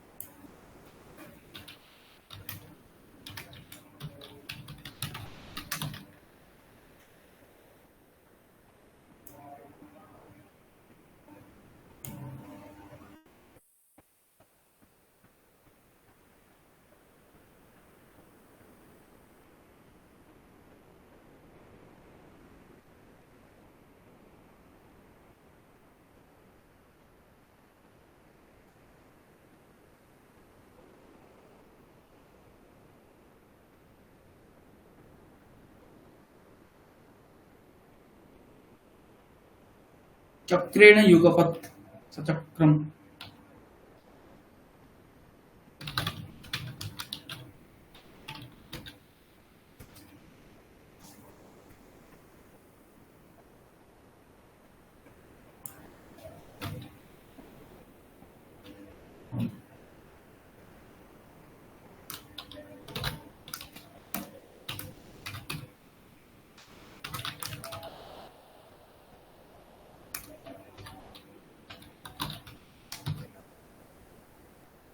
চক্রেণ যুগপৎ, যৌগপদ্যে অর্থ বিদ্যমান অব্যয়ের সঙ্গে সুবন্তের সমাস হবে। যেমন সচক্রম, চক্রেণ যুগপৎ, সচক্রম। এখানে চক্রটা সহ অলৌকিক বিগ্রহ, সমাসে সচক্রম এই রূপ হচ্ছে।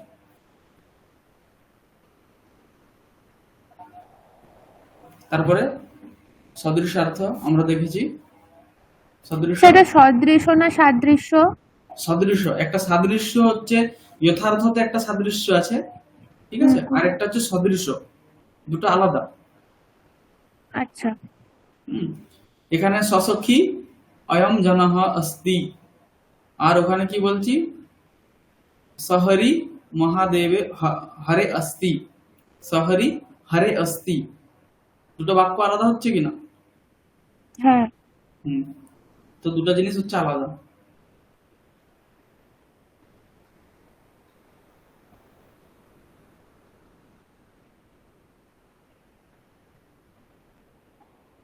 কারণ তার একটা হচ্ছে স্ববর্ণম, ওখানে সবর্ণম কি? এখানে সদৃশ অর্থে স্ববর্ণম, হুম, সদৃশः বর্ণে, সদৃশः, বর্ণেনা। হ্যাঁ, বর্ণেন সদৃশः সবর্ণম। হুম, সদৃশ অর্থ আলাদা, ঠিক আছে? এটা বোঝানোর জন্য ভট্টজি দীক্ষিত একটা বাক্য লিখেছেন।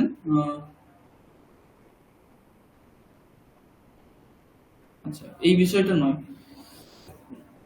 কিরকম আলাদা হচ্ছে। সাদৃশ্য মানে কি? সাদৃশ্য যে গুণটা সেটা হচ্ছে সাদৃশ্য, আর সদৃশ্য মানে হচ্ছে সেই গুণবান, ঠিক আছে?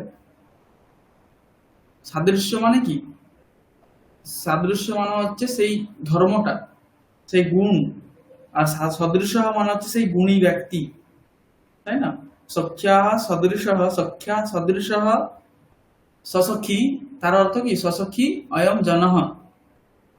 আর অস্মিন সখ্যা সাদৃশ্যম সসখী, দুটো রূপ হবে। সসখী অস্তি, সসখী মানে কি? সখী সাদৃশ্যম অস্তি, আর অয়ম সখী সদৃশ অস্তি, দুটো বাক্য আলাদা। হ্যাঁ। একটা ধর্ম বলতে চেয়েছে আর একটা ধর্মীকে বলতে চেয়েছে।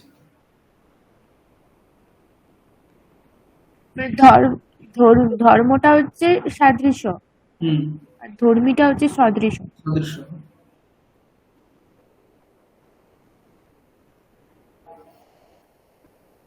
হুম, তারপরে সম্পত্তি অর্থে,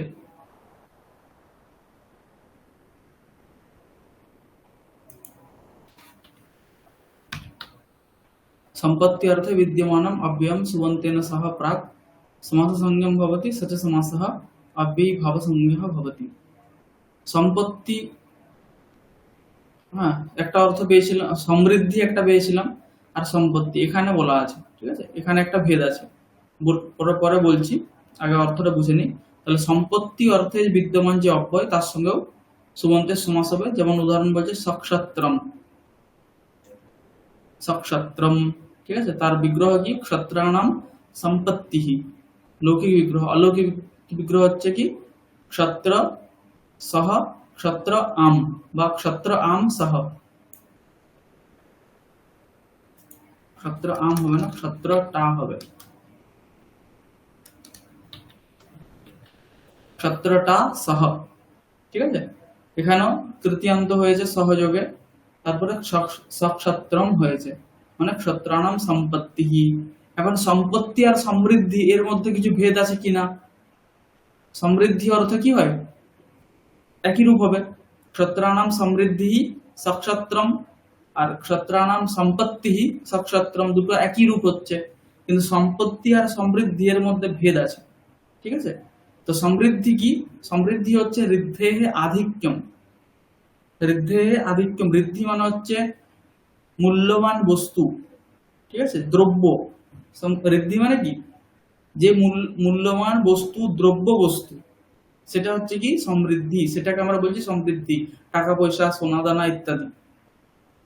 আর সম্পত্তি মানে কি? সম্পত্তি শব্দের অর্থ হচ্ছে তদ অনুগুণ আত্মকর্ম, আত্মভাব, ঠিক আছে?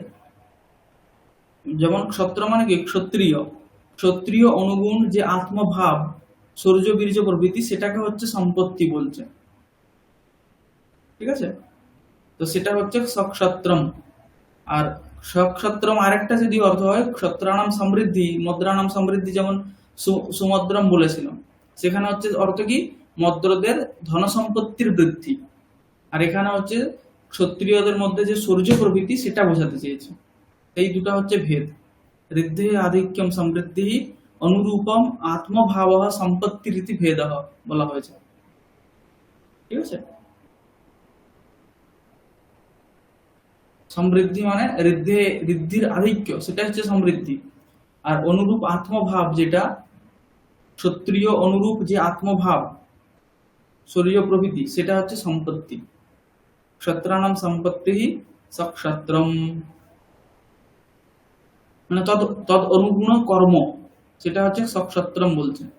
দেশ রক্ষা করা, ত্রিবর্ণের রক্ষা করা, ব্রাহ্মণ, বৈশ্য আর শূদ্র, এই 3 বর্ণের রক্ষা করা হচ্ছে ক্ষত্রিয়ের কাজ।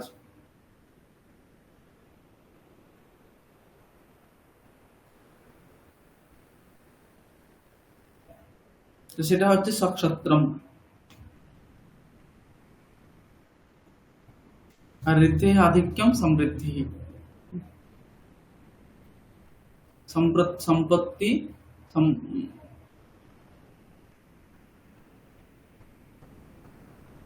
সাকল্য, সাকল্য এরপর আছে কি সাকল্য।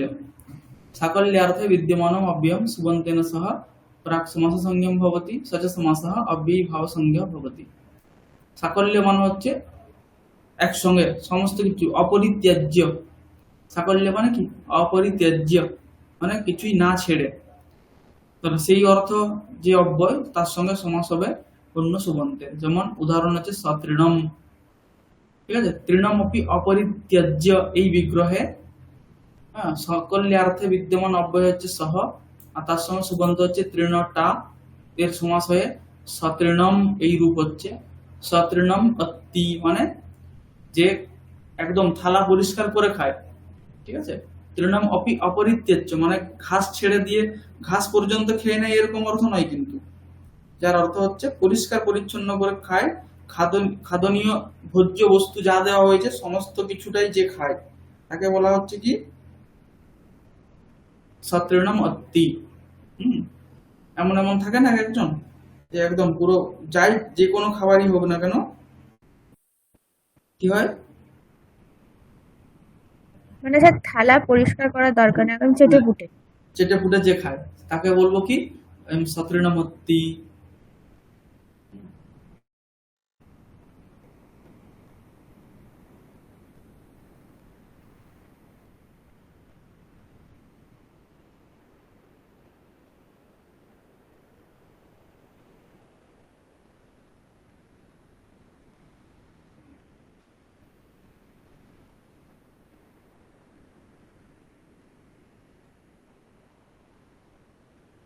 ঠিক আছে? সতৃণম অত্তি, তৃণমপি অপরিত্যাজ্য অত্তি সহ তৃণটা সতৃণম। তারপরে আছে অন্তার্থে। অন্তার্থে বিদ্যমানম অব্যয়ম সুবন্তেন সহ প্রাক সমাস সংজ্ঞম ভবতি সচ সমাসঃ অব্যয়ী ভাব সংজ্ঞা ভবতি। যেমন হচ্ছে সাগ্নি, উদাহরণ কি সাগ্নি, তার বিগ্রহ কি অগ্নি গ্রন্থ পর্যন্তম অধীতে, অগ্নি গ্রন্থ পর্যন্তম অধীতে। এখানে অন্তার্থ মানে হচ্ছে অন্ত অবয়ব সহিত। অন্তার্থে বিদ্যমান মানে অন্ত অবয়ব সহিত অর্থে বিদ্যমান যে অব্যয়, তার সঙ্গে সুবন্তের সমাস হবে। যেমন সাগ্নি, তার উদাহরণ বিগ্রহ কি বলা হচ্ছে অগ্নি গ্রন্থ পর্যন্তম অধীতে, অগ্নি গ্রন্থ পর্যন্তম অধীতে। অলৌকিক বিগ্রহ হচ্ছে সহ অগ্নিটা দিয়ে সাগ্নি, এরকম হচ্ছে মানে যে অন্ত অবয়ব সহিত অগ্নি গ্রন্থ অধ্যয়ন করেছে, তাকে আমরা বলবো কি সাগ্নি। ঠিক আছে? অগ্নি গ্রন্থ বলতে একটা বইয়ের এই চ্যাপ্টার পর্যন্ত যে পড়েছে আর কি, মানে একটা চ্যাপ্টার হচ্ছে অগ্নি পর্যন্ত আছে, ঠিক আছে? অগ্নি মানে হচ্ছে অগ্নিচয়ন, যার সম্বন্ধে আর কি এখানে বলতে চেয়েছে, অগ্নিচয়ন, হ্যাঁ, ওই সব সম্বন্ধে প্রতিপাদিত হয়েছে একটা চ্যাপ্টারে, সেই চ্যাপ্টার পর্যন্ত যা কিছু আছে সে পড়েছে, তাহলে সে হচ্ছে সাগ্নি। ঠিক আছে? কেউ যদি ভাদি পর্যন্ত পড়ে প্রথম থেকে অবয়ব সহিত, তাহলে সভাদি, সে কি হবে সভাদি। সকারকম, সে কি হবে সকারকম, মানে কারক গ্রন্থ পর্যন্ত অধীতে সকারকম। এই হচ্ছে অব্যয়ম বিভক্তি সমীপ সমৃদ্ধি বৃদ্ধ্যর্থাভাবতেয়া সম্প্রতি শব্দ প্রাদুর্ভাব পশ্চাৎ যথানুপূর্ব্য যোগপদ্যে সাদৃশ্য সম্পত্তি সাকল্যান্ত ভজনেষু। এই সূত্রের টোটাল যত উদাহরণ ছিল তার প্রত্যেকটা বাক্যার্থ করে পড়ানো হবে। 16টা 16টা আছে। টোটাল। হুম তার মধ্যে 4টা হচ্ছে আবার ওই যথার্থে 4টা আছে, সেখানে 3টা। হ্যাঁ।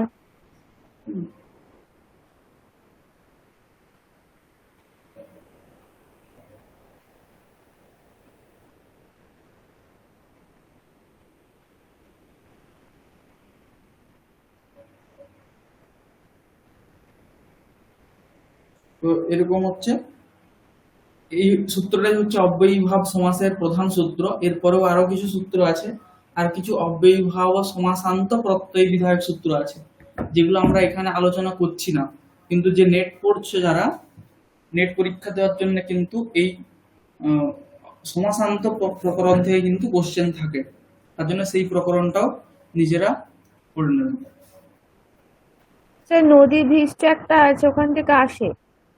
হ্যাঁ, নদী ভিশ্চ, তারপরে অব্যয়ীভাবে শরৎ প্রভৃতিভ্যঃ। নদীভিশ্চ এই অনশ্চ। সূত্রটা, হ্যাঁ, নদীভিশ্চ এই সূত্রের দ্বারা সমাস সংজ্ঞা হচ্ছে, হ্যাঁ, সংখ্যা বাচক শব্দের সঙ্গে নদীবাচক শব্দের সমাস হচ্ছে, যেমন পঞ্চগঙ্গম দুই যমুনম ইত্যাদি স্থলে। ঠিক আছে, সমাস সংজ্ঞা হচ্ছে। সমাসান্ত থেকেও থাকে, অব্যয়ীভাবে শরৎ প্রভৃতিভ্য এখান থেকে শুরু করে ওখানে কিছু বার্তিক আছে, তারপরে আরো কিছু সূত্র আছে আর কি, স্যার নপুংসকাদন্যতরস্যাম একটা হস্ত অনশ্চ অনশ্চ। অনশ্চ হ্যাঁ, ইত্যাদি যে সকল সূত্রগুলো আছে, ওগুলো একটু ভালো করে পড়ে রাখতে হবে, ওখান থেকে কোশ্চেন আসে। সমাসের ক্ষেত্রে হচ্ছে সবচাইতে বেশি ইম্পর্টেন্ট হচ্ছে সমাসান্ত প্রক্রিয়াটাই, সমাসান্ত প্রত্যয় নেটের জন্য। বহু গৃহীত সমাসান্ত প্রত্যয় নিয়ে অনেক বিচার আছে। তো লঘু কৌমুদীতে পাঠ্য থাকে, কিন্তু কোনো কোনো সময় লঘু কৌমুদী ছেড়েও সিদ্ধান্ত কৌমুদী থেকেও ধরে নেয়, জিজ্ঞেস করে নেয়। হ্যাঁ, যেহেতু আগে ছিল। হুম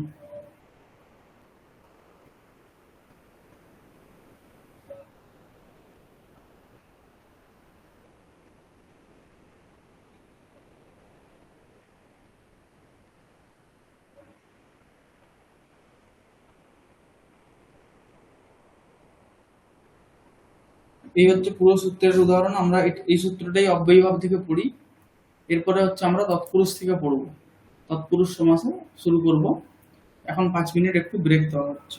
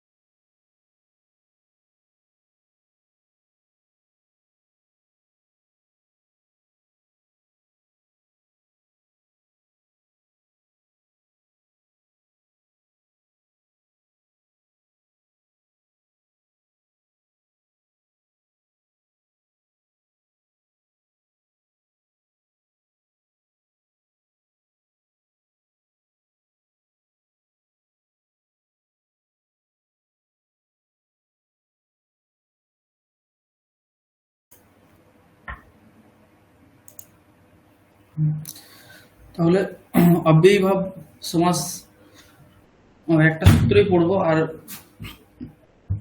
এরপরে তৎপুরুষ সমাস প্রকরণ শুরু করছি। তৎপুরুষ সমাস প্রকরণে প্রথম সূত্র হচ্ছে দ্বিতীয়া শ্রিতাতীত পতিত গতাত্যস্ত প্রাপ্তাপন্নৈহি। এই সমাস সংজ্ঞা সূত্রে দুটি পদ আমরা দেখতে পাচ্ছি। দ্বিতীয়া এটি প্রথমান্ত, শ্রিতাতীত পতিত গতাত্যস্ত প্রাপ্তাপন্নৈহি তৃতীয়ার বহুবচনান্ত।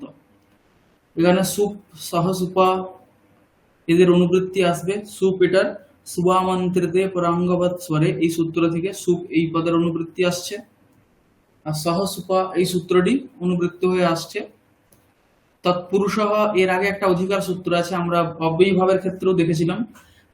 অব্যয়ী ভাব যেমন অধিকার সূত্র ছিল, ঠিক তেমনি তৎপুরুষ একটা অধিকার সূত্র আছে। সেই তৎপুরুষ এই অধিকার সূত্র এখানে চলে আসবে। প্রাক কডারাত সমাস এই সূত্র থেকে প্রাক আর সমাস এই দুটি পদের অধিকার আসবে। আর এটি বিভাষা এর অধিকারও আছে। বিভাষা একটা অধিকার সূত্র, সেই অধিকার সূত্র এখানে আসবে। সূত্রে আমরা দেখতে পাচ্ছি যে দ্বিতীয়া একটা পদ আছে, প্রথম আর এক বচনান্ত। এই দ্বিতীয়া হচ্ছে প্রত্যয় বিশেষের বোধক, আর যেটা প্রত্যয় বিশেষের বোধক হয় সে তদন্তের বোধক হয়। এই জন্য দ্বিতীয়া থেকে আমরা দ্বিতীয়ান্তম এটা পেয়ে যাব। তার সঙ্গে সুপ এর অন্বয় হবে। সুপও হচ্ছে একটা পদ প্রত্যয়, তার জন্য তদন্ত বিধি হবে। প্রত্যয় গ্রহণে তদন্ত গ্রহণ হয়, এই জন্য দ্বিতীয়ান্তম সুবন্তম পেয়ে গেছি। সুপা এর অন্বয় তৃতীয়ান্ত পদ আছে, তার জন্য শ্রিতাতীত পতিত গতাত্যস্ত প্রাপ্তাপন্নৈহি এর সঙ্গে অন্বয় হবে। সুপা এটাও হচ্ছে একটা প্রত্যয় বিশেষের বোধক, তার জন্য তদন্ত বিধি হবে। আর বহুবচনান্ত রূপে বিপরিণাম হবে, এই জন্য সুপা এর অর্থ আসবে সুবন্তৈহি। তার বিশেষণ কি? শ্রিতাতীত পতিত গতাত্যস্ত প্রাপ্তাপন্নৈহি। এখন শ্রিতাতীত এই সমস্ত শব্দগুলি সুবন্ত তো নয়, তাই না? তাহলে সুবন্তের বিশেষণ কিভাবে হবে, তাই না? যেমন আমরা দ্বিতীয়ান্তম সুবন্তম দেখছিলাম, দ্বিতীয়ান্ত যেটা সেটা সুবন্তই, দ্বিতীয়া এটা সুবিভক্তিরই নাম একটা, তাহলে দ্বিতীয়ান্তম সুবন্তম হয়ে যাচ্ছিল। কিন্তু শ্রিত শব্দ এইখানে যেটা পঠিত হয়েছে সেই শ্রিত শব্দ কিন্তু সুবন্ত নয়, অতীত শব্দও কিন্তু সুবন্ত নয়, পতিত শব্দও কিন্তু সুবন্ত নয়। গত শব্দ, অত্যস্ত শব্দ, প্রাপ্ত শব্দ, আপন্ন শব্দ কিন্তু এখানে সুবন্ত নয়। তাহলে সেটা সুবন্তের বিশেষণ কিভাবে হবে? এই জন্যই বলা হচ্ছে যে শ্রিতাদি সুবন্তৈহি মানে হচ্ছে শ্রিতাদি প্রকৃতিকৈহি সুবন্তৈহি, অর্থাৎ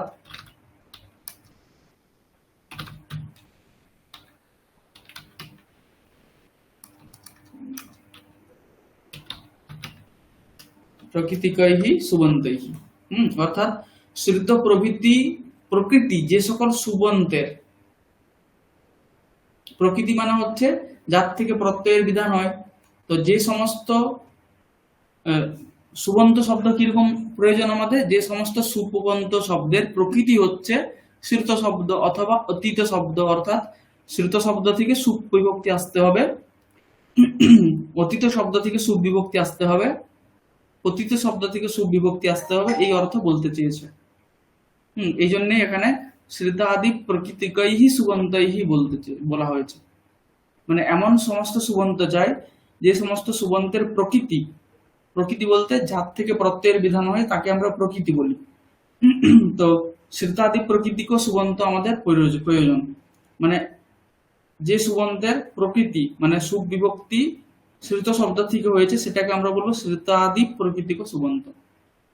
তাহলে দ্বিতীয়ান্ত সুবন্তের সঙ্গে শ্রিত এই সুবন্তের, অতীত এই সুবন্তের, পতিত এই সুবন্তের, গত এই সুবন্তের, অত্যস্ত এই সুবন্তের, প্রাপ্ত এই সুবন্তের, আর আপন্ন এই সুবন্তের সমাস হবে। আর সেই সমাসের আমরা তৎপুরুষ সংজ্ঞা নামকরণ করব। আর এই যে সমাসটা হবে সেটা বিকল্পে হবে। এই জন্য বলা হচ্ছে কি দ্বিতীয়ান্তম সুবন্তম শ্রিতাদি প্রকৃতিকৈহি সুবন্তৈহি প্রাগ বা সমাস সংজ্ঞম ভবতি সচ সমাসঃ তৎপুরুষ সংজ্ঞা ভবতি। দ্বিতীয়ান্ত সুবন্ত শ্রিতাদি প্রকৃতিক সুবন্তের সঙ্গে তাদের সমাস হবে, আর সেই সমাসের কি হবে? বিকল্পে সমাস হবে। আর তার কি হবে? তৎপুরুষ সংজ্ঞা। তৎপুরুষ সংজ্ঞা হবে।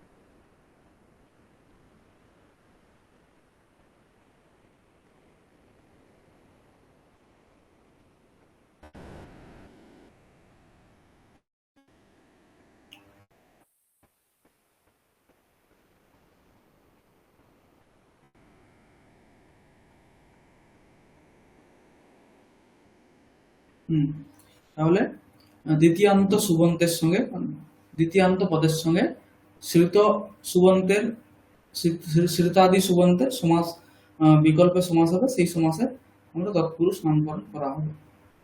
উদাহরণ এক একটা করে আমরা দেখবো এখন।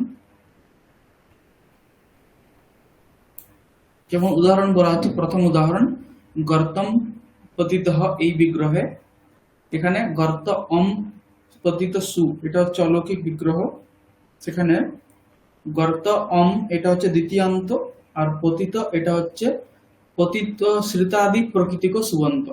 ঠিক আছে, প্রথম উদাহরণ এটা দেখছি আমরা। কৃষ্ণম শ্রিতঃ, কৃষ্ণ অম শ্রিত সু অলৌকিক বিগ্রহ, এখানে কৃষ্ণ অম এটা হচ্ছে লৌকিক বিগ্রহ,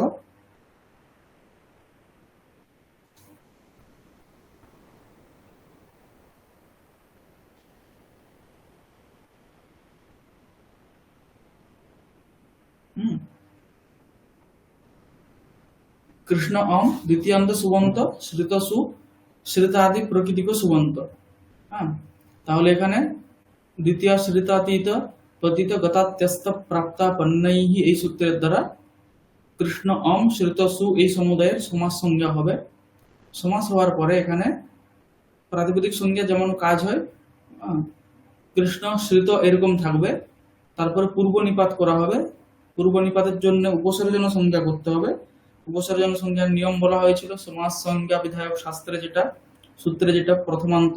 তো এখানে দ্বিতীয় শ্রিতা ইত্যাদি সূত্রের দ্বারা সমাস হয়েছে, সেখানে প্রথমান্ত হচ্ছে দ্বিতীয়া, তার দ্বারা বোধ হচ্ছে কৃষ্ণ অম এর কৃষ্ণ, তার পূর্ব নিপাত হবে কৃষ্ণ শ্রিত হবে, তারপরে প্রক্রিয়া কার্যে কৃষ্ণ শ্রিত, কৃষ্ণম শ্রিত, এই অর্থ।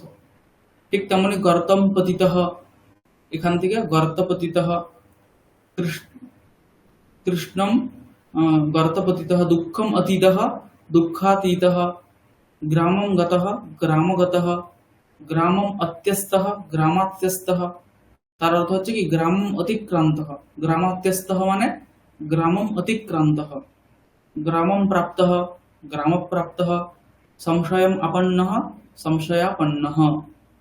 এই সকল শব্দগুলো হচ্ছে দ্বিতীয় শ্রিতাতীত পতিত গতাত্যস্ত প্রাপ্তাপন্নৈঃ এই সূত্রের দ্বারা সমাস হয়ে হচ্ছে।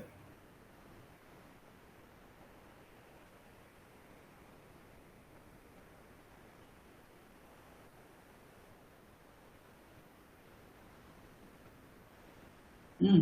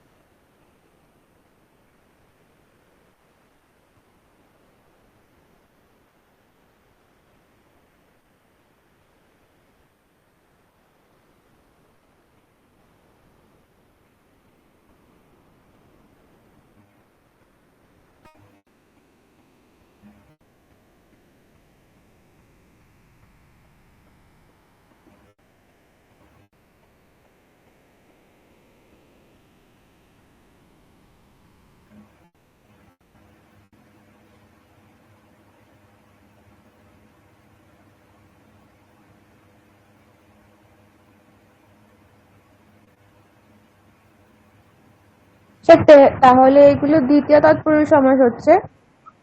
এই সূত্রের দ্বারা যেখানে সমাস হচ্ছে, আরো কিছু সূত্র আছে, প্রধান হচ্ছে এটাই।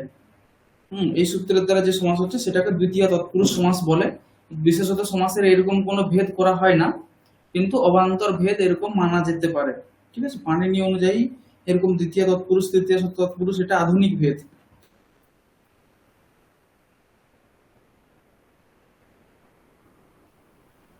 এই হচ্ছে দ্বিতীয় তৎপুরুষ। আরো হ্যাঁ, আরো কিছু সূত্র আছে এখানে, যেমন হচ্ছে স্বয়ং তেন, বিশেষ কিছু নেই, একটা শব্দ নিষ্পন্ন করার জন্যই ওই সূত্রটা। খটবাক শেপে, এই সূত্রটা জানতে হবে। খটবাক শেপে একটা সূত্র আছে। আহ,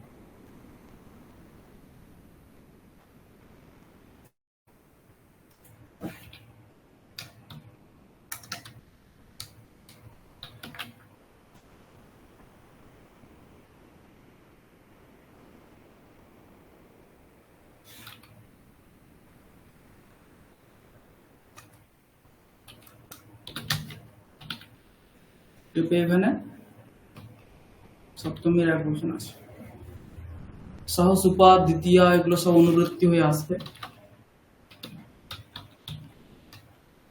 তৎপুরুষ প্রাক সমাস বিভাষা,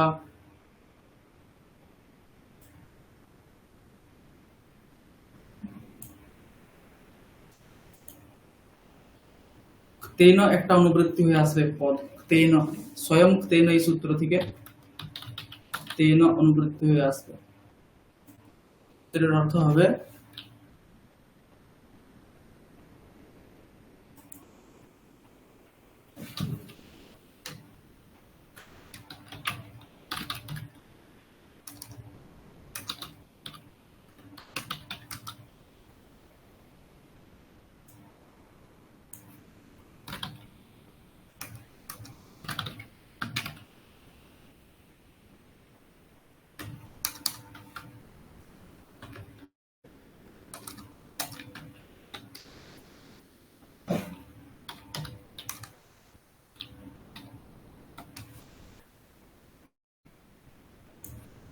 खट्वा प्रकृतिकं द्वितीयान्तं सुबन्तं तान्त प्रकृतिकेन सुबन्तेन सह प्राक् वा समाससंज्ञं भवति, स च समासः तत्पुरुषसंज्ञः भवति।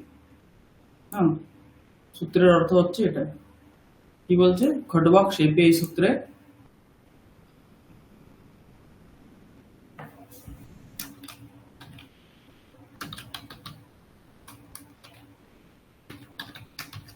নিন্দায়াম, হ্যাঁ, খটবা প্রথমান্ত, ক্ষেপে সপ্তম্যন্ত, ক্ষেপে, ক্ষেপ মানে হচ্ছে নিন্দা, ক্ষেপে মানে নিন্দায়াম।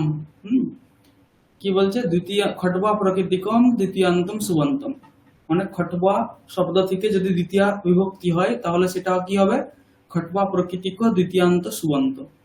সেই খটবা প্রকৃতিক দ্বিতীয়ান্ত সুবন্তের সঙ্গে তান্ত প্রকৃতিক সুবন্তের, মানে ত প্রত্যয়ান্ত শব্দ হচ্ছে প্রকৃতি যে সুবন্তের, সেই সুবন্তের কি হবে? সমাস হবে বিকল্পে, সেই সমাসের তৎপুরুষ নামকরণ করা হবে যদি সেই সমস্ত বাক্য থেকে নিন্দা গম্যমান হয়। কি বললো, বোঝা গেল? যে খটবা প্রকৃতিক দ্বিতীয়ান্ত সুবন্ত হতে হবে, মানে খটবা, খটবা খটবা ঔ, খটবা শস, এরকম কোন একটা বিগ্রহ দ্বিতীয়ান্ত সুবন্ত হতে হবে। খটবা মানেটা কি? খাট, খাট, পালঙ্ক, বেড। আচ্ছা আচ্ছা। ঠিক আছে, সেই খটুয়া প্রকৃতিক সুবন্তের দ্বিতীয়ান্ত সুবন্তের তান্ত প্রকৃতিক সুবন্তের সমাস হবে যদি নিন্দা গম্যমান হয়, আর এটা হচ্ছে নিত্য সমাস হবে। উদাহরণ কি? তো উদাহরণ যেমন বলা হচ্ছে,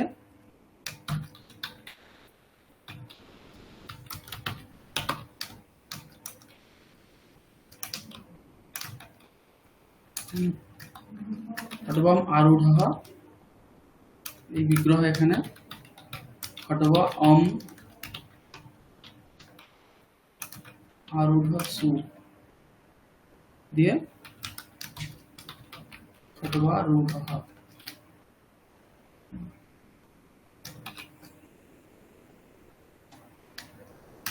ঠিক আছে, তাহলে খট্বম আরূঢ় এই লৌকিক বিগ্রহে খট্বা অম আরূঢ় সু, এখানে খট্বা অম এটা হচ্ছে খট্বা প্রকৃতিক দ্বিতীয়ান্ত সুবন্ত। যে সুবন্তের প্রকৃতি ভাগ হচ্ছে খট্বা, সেটা হচ্ছে খট্বা প্রকৃতিক দ্বিতীয়ান্ত সুবন্ত। ঠিক আছে, তো এখানে খট্বা অম এখানে দ্বিতীয়ান্ত, তার প্রকৃতি হচ্ছে খট্বা, তার জন্য এটা খট্বা প্রকৃতিক সুবন্ত। আর আরূঢ় সু এটা হচ্ছে একটা সুবন্ত। কি ধরনের সুবন্ত? তান্ত প্রকৃতিক সুবন্ত, মানে এই সুবন্তের প্রকৃতি ভাব হচ্ছে কি, প্রকৃতি ভাগটা ত প্রত্যয়ান্ত। আরূঢ় এখানে আ উপসর্গ পূর্বক রু ধাতু থেকে ত প্রত্যয় করলে আরূঢ় এই রূপটা হচ্ছে। তা আরূঢ় এটা কি, তান্ত প্রকৃতিক সুবন্ত। আরূঢ় সু এটা তান্ত প্রকৃতিক সুবন্ত। তার সঙ্গে সমাস হচ্ছে যদি সমস্ত বাক্য থেকে শব্দটা থেকে নিন্দা অর্থ প্রতীত হয়। তো এখানে নিন্দা অর্থ প্রতীত হচ্ছে, কি করে হচ্ছে? খট্বারূঢ় এই বাক্যটা, এই শব্দটা কাকে বলবো? তো আমাদের শাস্ত্রের নিয়ম আছে যে আমাদের চতুরাশ্রম হয়, তো ব্রহ্মচর্য আশ্রম যখন গুরুকুলে থাকা হয় তখন কিন্তু তখন গন্ধ লেপন, গন্ধদ্রব্য যে সকল আছে সেই সকল শরীরে লেপন করা নিষিদ্ধ থাকে। গন্ধ লেপন বলতে বিভিন্ন এই যে সাবান প্রভৃতি, তেল মাখা ইত্যাদি নিষিদ্ধ থাকে। ঠিক আছে, গন্ধ দ্রব্য লেপন পূর্বক স্নান নিষিদ্ধ আছে। ঠিক তেমনি খাটে শোয়াও নিষিদ্ধ আছে। বলা হয় যে অধিত্য স্নাত্বা গুরু অনুজ্ঞাতেন খট্বা আরোঢ়ব্য। অধিত্য স্নাতক কেন বলা হয়? কারণ ওই স্নাতক তখনই হয় যখন সে গুরুকুল অধ্যয়ন সমাপ্ত করে স্নান করার যোগ্য হয়, তখন তাকে স্নাতক বলি আমরা। ঠিক আছে, এই মানে জন্য স্যার কোনোদিনও স্নান করে না, না কোনোদিনই নয়, মানে অধ্যয়ন কালে? তিন বেলা স্নান করতে হয়।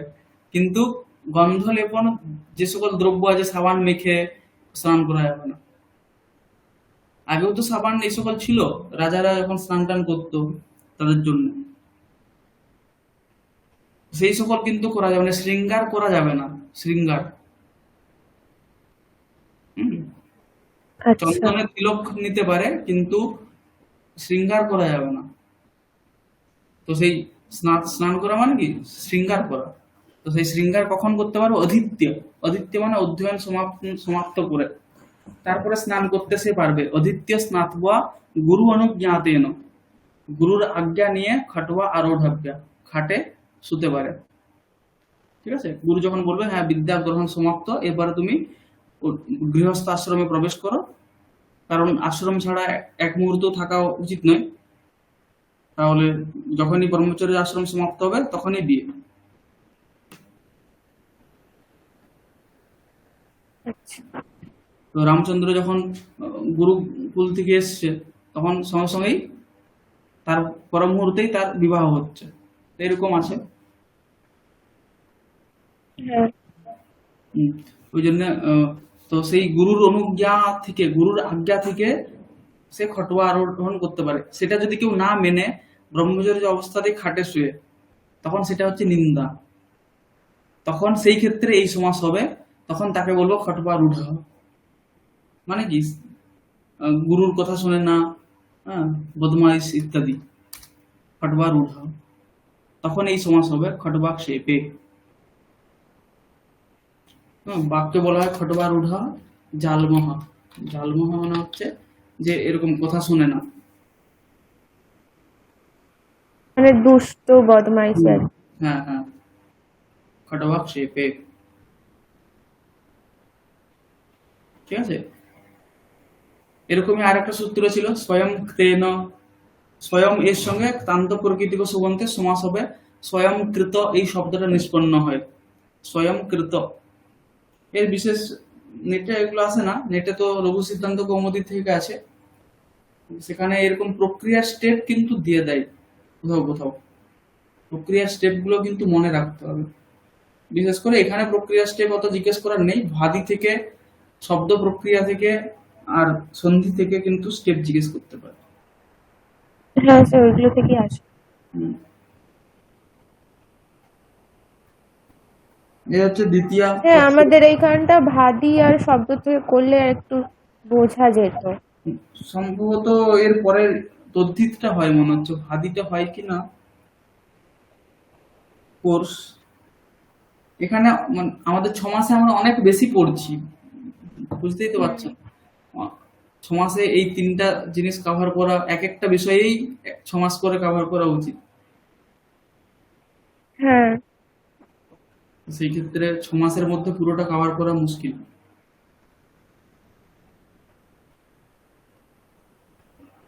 ইন্টারমিডিয়েটে তদ্ধিতটা হয় পুরোটা, মানে সূত্র দিয়েই করে, ওটা আমি এখনো করিনি। একটা ক্লাস হয় কৃষ্ণগোপাল দা, একজন আছে কৃষ্ণগোপাল দা নেয় মনে হচ্ছে, একটা ইউটিউবে দেখবেন হয়তো থাকতে পারে। আচ্ছা, সেখানে একটা পড়ায়, ওখানে তদ্ধিত, সম্ভবত তদ্ধিত কৃদন্ত বা এই সকল কিছু পড়ায় মনে হচ্ছে। এরপরে আরেকটা কোর্স হয় ব্যাকরণের, ব্যাকরণ 1, 2। আচ্ছা, ওটা স্যার 4 মাসে?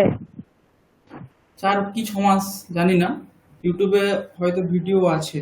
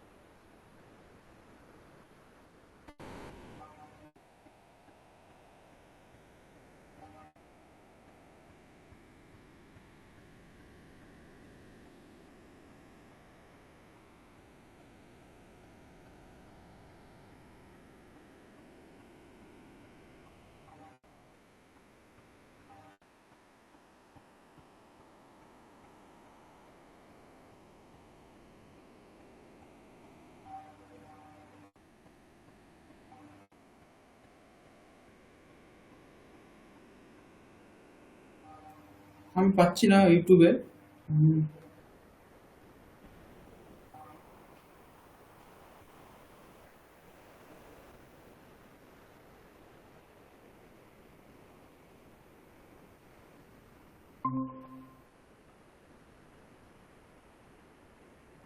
হ্যাঁ, আমিও পাচ্ছি না।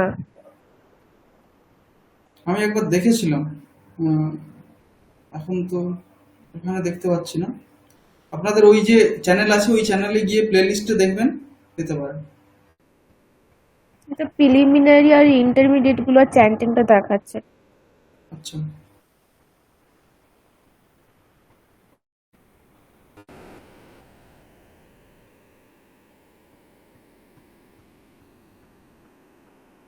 আমি ওখানে পাচ্ছি না। ঠিক আছে, পরে দেখে খুঁজে দেখতে হবে। ঠিক আছে, তাহলে আজ অতদূর রইল। পরের দিন আমরা তৃতীয়া থেকে শুরু করব। ঠিক আছে, হ্যাঁ, আজ এখানেই রইল।